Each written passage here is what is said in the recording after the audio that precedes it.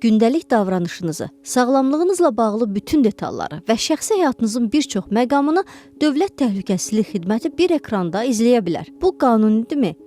Prezident İlham Əliyev noyabrın 21-də Dövlət Təhlükəsizlik Xidmətinə geniş məlumat çıxışı verən sistemlə bağlı fərmanı təsdiqləyib. Mirasın, yəni Mərkəzləşdirilmiş İnformasiya və Rəqəmsal Analitika Sisteminin əsasnaməsinin prezident.az saytına yerləşdirilib, daha sonra silindiyi iddia edilir. Bu haqda Osimedia məlumat yayıb. Onlar əsasnamənin əslini arxivləşdirdiklərini və oradakı detalları açıqlayıblar. Yayılan sənədə görə miras Dövlət Təhlükəsizlik Xidmətinə şəxsiyyət sənədləri, qeydiyyat, nəqliyyat vasitələri, sərhəd keçmə və cinayət işi məlumatlarına çıxış imkanı yaradır.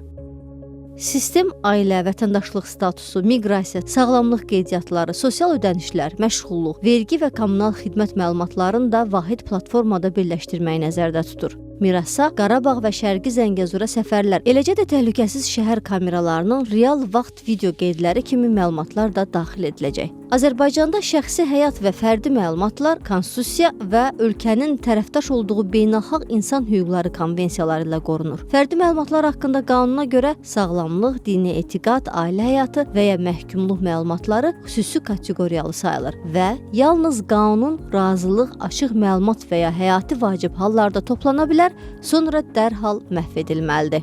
Oktyabrda hazırlanan fərdi məlumatlar haqqında yeni qanunu şərh edən Elektron Təhlükəsizlik Xidmətinin rəsmisi deyib ki, yeniliklər təhlükəsizliklə balansla həyata keçirilməli, insanların hüquqlarını qorumalı və müvafiq qanunvericilik bazası ilə təmin edilməlidir.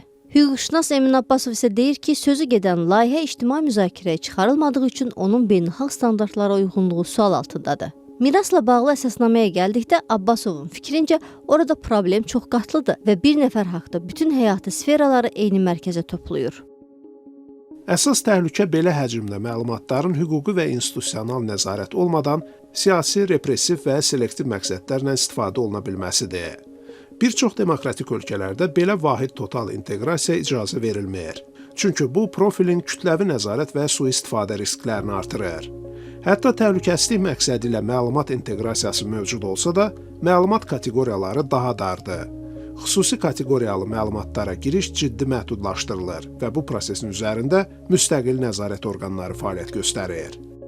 Fərdi məlumatları ehtiva edən qanunla bağlı, eləcə də mirasın kiber təhlükəsizlik riskləri və yayılan digər iddialara Dövlət Təhlükəsizlik Xidməti, Rəqəmsal İnkişaf və Nəqliyyat Nazirliyindən material yayımlanan kimi cavab almaq mümkün olmadı.